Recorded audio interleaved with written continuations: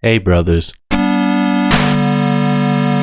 you remember the Lucky Dime Caper starring Donald Duck? I like that it's not called something like Disney's Donald Duck, Lucky Dime Caper, Episode 1. She just didn't have to worry about search engine optimization in the early 90s, I guess. And I mean, it just had to... What did it have to do as far as the title was concerned? The police are coming. It just had to stand out on the shelf at Kmart, which is probably where Mum got it, so... The funny thing about owning this game as well, along with the other Master System games that we had, is that I don't think we were really into anything like what is apparently called the Disney Duck Universe. Like, we never watched DuckTales, which is the one I hear people my age usually carry on about. Apparently it's a pretty good show. It's two very good shows. We didn't own any other Donald Duck games as well. It's not like we really liked that character for some reason. One other thing I do remember as well, which I've just recently remembered, is that for some reason we had a framed poster of DuckTales the movie Treasure of the Lost Lamp in a place we stayed at with family once, in a unit where Dad lives specifically.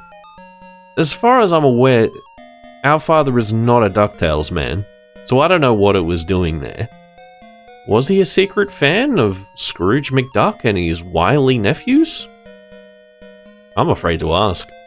As for the video game, it is in fact about retrieving the Lucky Dime. That is what the Lucky Dime Caper is about. The Lucky Dime's been stolen. You're Donald, you're getting the Lucky Dime. Caper. The first part of it, though, you're actually rescuing the nephews, Huey, Louie, and Dewey. I cannot remember which one is which. I will never learn.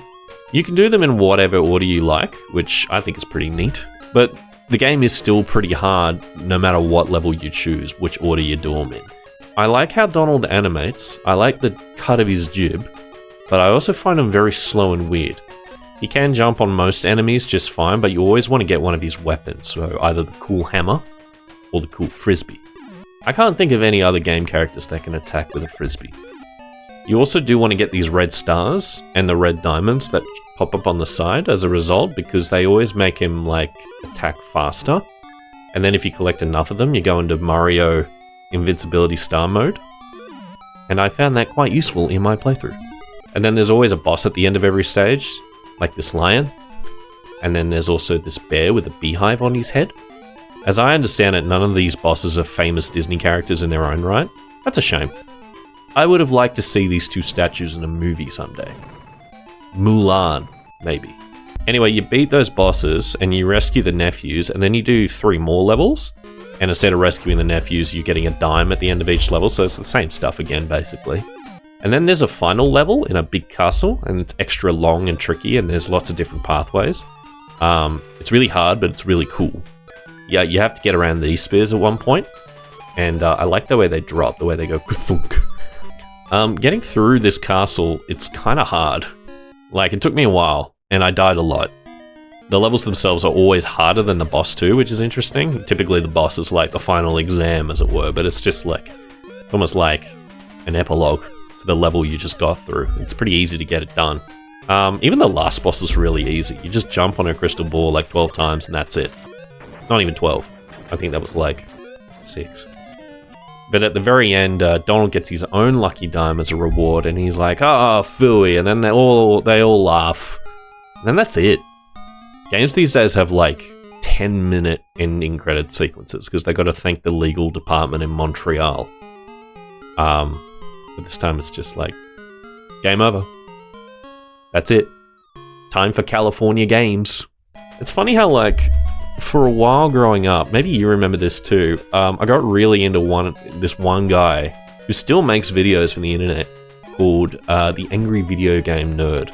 And it's just what it sounds like. It's just a web show where a guy with like a pocket protector and glasses and stuff plays really old games that look like this, that really annoy him, and he just gets angry and swears a lot at them, and he says stuff about poo and other mature subjects.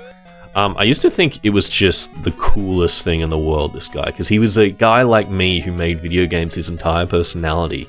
He was also really cool and popular too. Like, he was the original web show success.